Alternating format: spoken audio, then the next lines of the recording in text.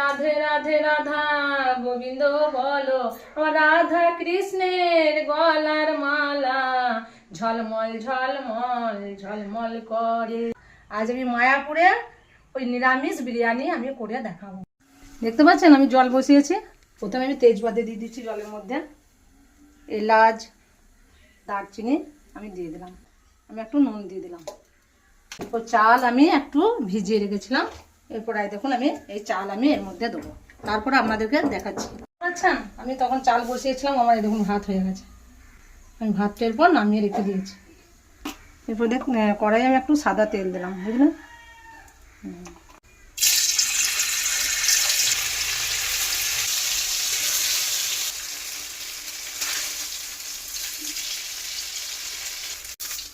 এরপরে এই যে সয়াবিনগুলো এর মধ্যে দিয়ে দিচ্ছি, এতে নুন দিয়ে একটু জল ভাপিয়ে রেখেছি।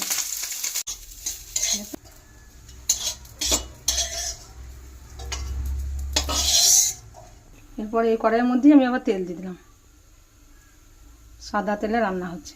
1 চামচ আমি ঘি দিলাম, এলাচ দারচিনি একটু লবঙ্গ ফোড়ন দিলাম। ছিল সেদ্ধ করে রেখেছিলাম, আলুগুলো একটু কষে নেব। হলুদ দিলাম। দেখতে পাচ্ছেন আমার এরপর ভাজা হয়ে গেছে, আমি এরপর এগুলো তুলে রাখছি। সাদা তেল দিলাম, এরপর টমেটো সস করে রেখেছিলাম, তো টমেটোটা দিয়ে দিলাম, অল্প চিনি দিলাম, চামচ নুন দিলাম, কাশ্মীরি লঙ্কা গুঁড়ো দিয়ে দিলাম, ধনে জিরে হলুদ গুঁড়ো লঙ্কা গুঁড়ো একটু গরম মশলা গুঁড়ো এর মধ্যে দেওয়া আছে, সেটা মিক্স করে আমি এর মধ্যে দিয়ে দিই।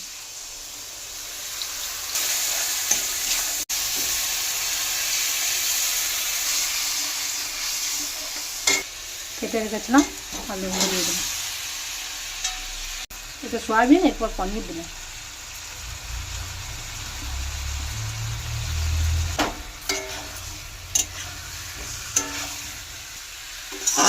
মধ্যে আমি একটু বিরিয়ানি মশলা দিলাম।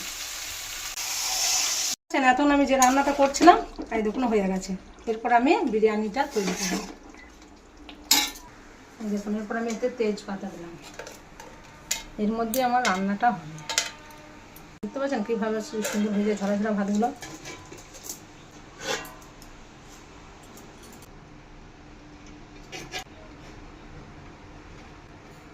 দেখতে পাচ্ছেন আমার এরপর সব রেডি হয়েছে, আমি যে মশলা ছড়িয়ে দিচ্ছি এরপর। এই দেখুন সেই মায়াপুরের বিখ্যাত নিরামিষ বিরিয়ানি।